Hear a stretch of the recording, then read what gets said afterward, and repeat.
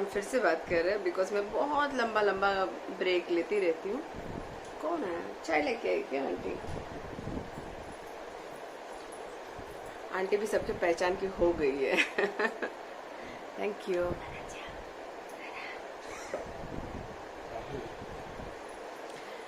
अभी तो घर का इंटीरियर स्टार्ट हो गया है, पर पता नहीं टाइम के पहले मिल पाएगा कि नहीं। बिकॉज मेरे टाइम के पहले मिल जाए तो मेरे लिए काफ़ी अच्छा है, बट अभी तो कुछ वैसे लग नहीं रहा है। लेट्स सी हो, क्योंकि उनका काम उनको पता है, हम उसमें नहीं बोल सकते क्योंकि हमें उसका नॉलेज नहीं है। और प्रेगनेंसी का 5th मंथ स्टार्ट हो गया है, तो बहुत जल्दी घर में एक नन्हा मेहमान आने वाला है या आने वाली है, वॉटेवर जो भी है, वो लड़का हो लड़की हो मुझे उससे कोई फ़र्क नहीं पड़ रहा है। एंड मेरे हस्बैंड देखिए, हमेशा आपको यही पोजीशन में मिलता है ना, देखिए। थक गए बेचारे बहुत काम करके, बिकॉज अभी जितना वो नहीं करते हैं उससे बहुत ज़्यादा उनको करना पड़ रहा है। बिकॉज प्रेगनेंसी के चलते मैं बाहर का काम नहीं कर पा रही हूँ, तो सारा काम सिर्फ उन्हीं को करना पड़ रहा है। और मदर इन लॉ यहाँ पे है, तो हमारी थोड़ी रिस्पॉन्सिबिलिटी बढ़ गई है। बिकॉज उनकी भी तबीयत ठीक नहीं थी, पर अभी वो काफ़ी बेटर फील कर रही हैं, काफ़ी अच्छी हैं अभी। और खाना नहीं खा पा रही थी, तो वो भी खाने का भी उनका प्रॉब्लम सॉर्ट आउट हो गया है, अब खाना वगैरह खा रही हैं। एंड अभी कल वैशु के मॉम डैड आए थे। हाय वैशु। मेरी बड़ी जेठानी की लड़की है ये, हमेशा हर ब्लॉग में मिलेगी। बिकॉज अगर आज मैं ब्लॉगिंग कर रही हूँ ना, तो सिर्फ इसी लड़की के वजह से, क्योंकि ये हमेशा मुझे हर चीज़ में बहुत सपोर्ट करती है। तो 2 छोटी बेटी हैं, ये सबसे बड़ी है, सबसे पहला डांट भी यही खाती है। जैसे जैसे घर का अपडेट होता रहेगा मैं आप लोगों को बताती रहूंगी कि कैसे हो रहा है, क्या हो रहा है, कौन से कलर चूज कर, ईच एंड एवरीथिंग बताते रहेंगे। अब मुझे पता नहीं वडाला में मार्केट्स कहाँ हैं, तो हमें जाके देखना पड़ेगा।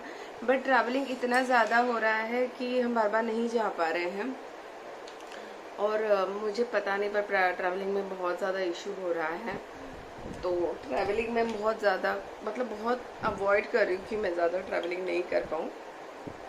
पर अपना घर है तो हमें करना पड़ेगा। और बाकी तो सब बढ़िया है। चल रहा है।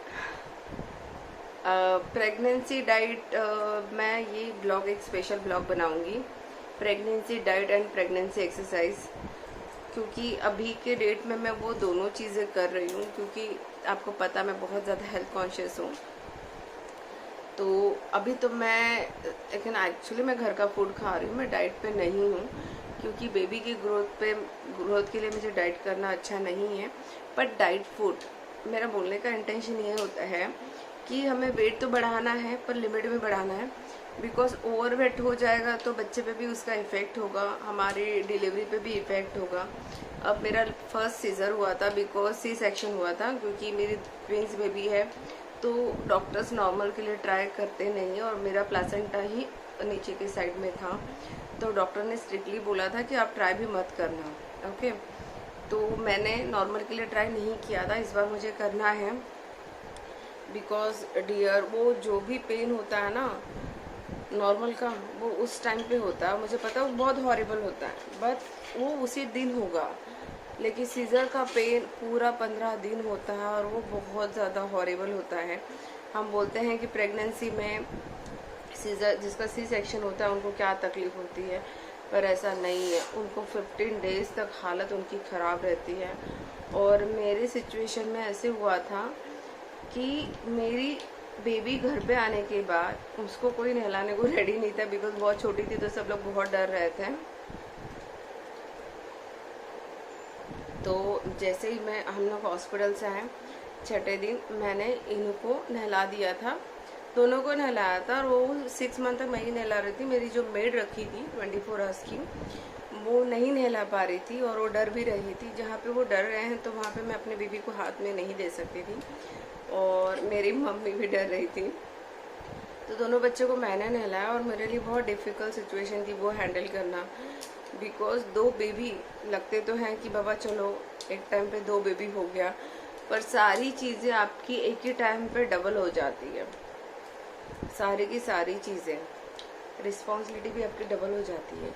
2 बच्चों को एक साथ एक एज ग्रुप में संभालना, उनको अच्छे संस्कार देना, दोनों को, क्योंकि दोनों का नेचर अलग है, ट्विंस है लेकिन फिर भी दोनों का नेचर अलग है, तो दोनों को हर एक चीज़ समझ के लेना, दोनों को एक्चुअली वो क्या फील कर रहे हैं, बिकॉज हम ये चीज़ों पे ना ध्यान नहीं देते, तो हमें वो सारी चीज़ें भी देखना ज़रूरी है कि बच्चा क्या सोचता है दूसरे बच्चे के बारे में, आने वाले बच्चे के बारे में क्या सोच रहा है। आजकल के बच्चे बहुत फॉरवर्ड है, मैं आपको बता रही हूँ कि हम ये सोचते हैं ना कि बच्चों की चीज़ समझ में नहीं आती है, पर ये चीज़ उनको गैस बहुत समझ में आती है। आजकल के बच्चे बहुत ज़्यादा समझदार हैं, उन्हें चीज़ें समझ में आती हैं।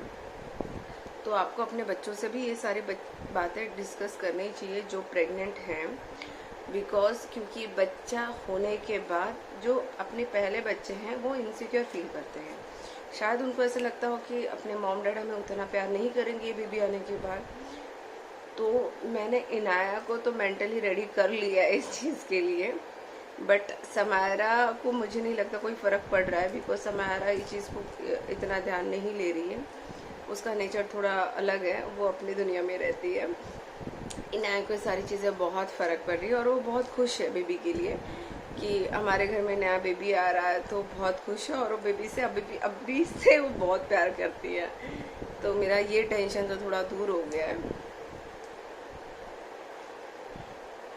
अभी ये देखना है कि नए घर में बेबी के साथ कैसे एडजस्ट हो, बिकॉज आपको पता है हर एरिया की चीज़ें अलग हो जाती हैं।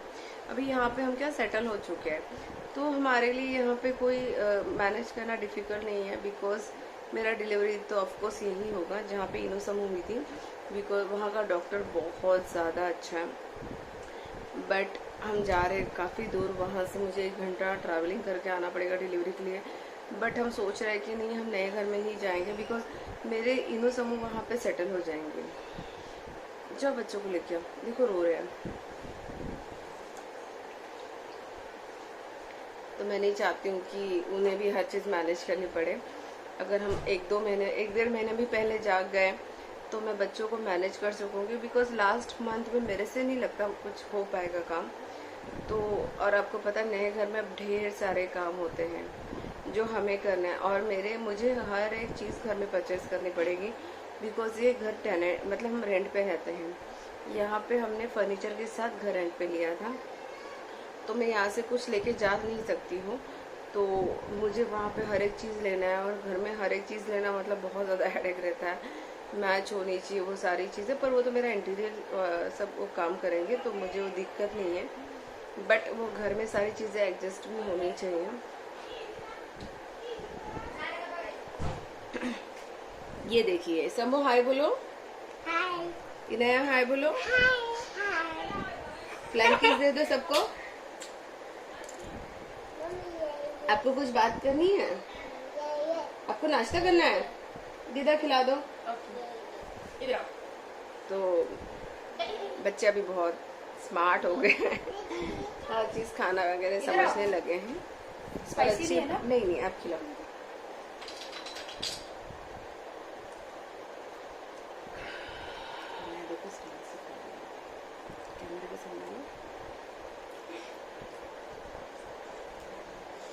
आप डांस करोगे समूह? अरे बाप रे, अरे बाप रे, मेरा बच्चा डांस कर रहा है।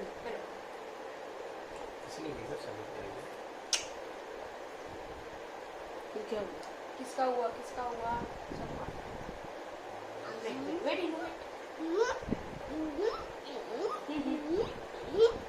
सॉस चाहिए। सॉस है बाबू उसके अंदर, सैंडविच के अंदर है। मैं क्यों मांग रहा हूँ इसे सॉस चाहिए। एक बार अच्छा ठीक ये तिखट चाटला होती है। मेरा सैंडविच दे दे। और ऐसे नहीं, मैं प्रेगनेंसी में हर चीज़ खा रही है, चीज़ सैंडविच है, बिकॉज डाइट भी करो, और मतलब जो चीज़ें अभी क्रेविंग हो रही है खाने के लिए, आपको सारी चीज़ें खा लेनी चाहिए।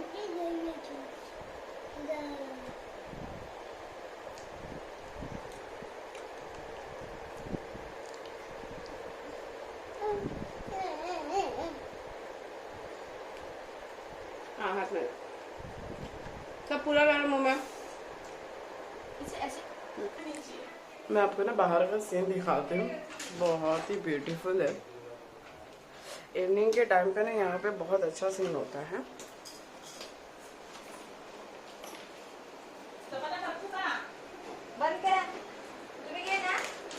ये हमारी अम्मा। अम्मा कैसी तबीयत है?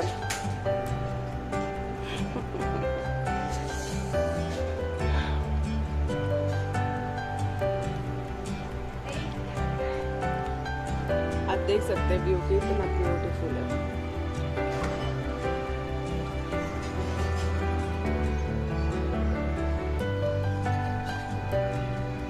इसमें आ गई समायरा।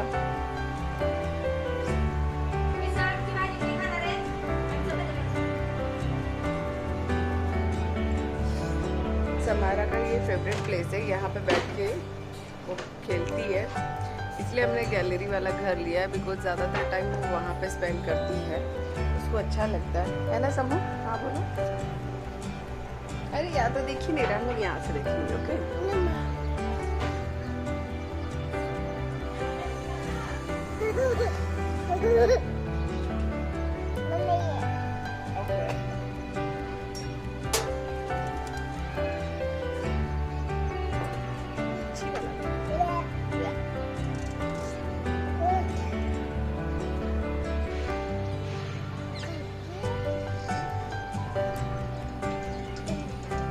बैठो ही नहीं बेटा, हम लग जाएगा। नीचे बैठो,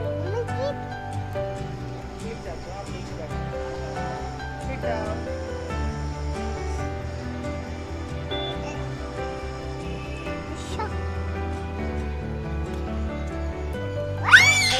सिट डाउन। नीचे बैठो।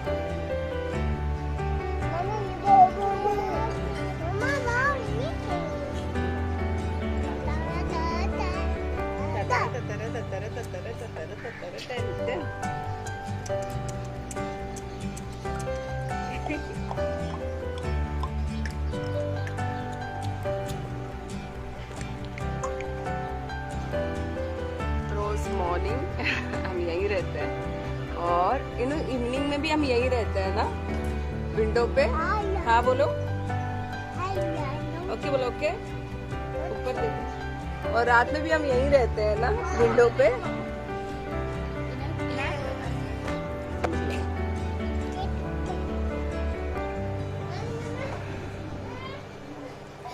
ये देखो,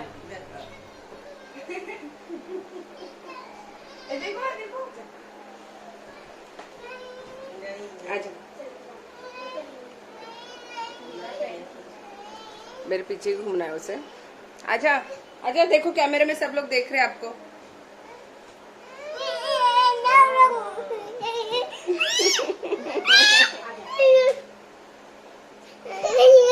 चलो आज का ब्लॉग हम यहीं पे खत्म करते हैं, नहीं तो आप इनका यहाँ सुन के परेशान हो जाएंगे। देखो झूठा झूठा रो रहे। समझ झूठा झूठा कैसे रोते हैं?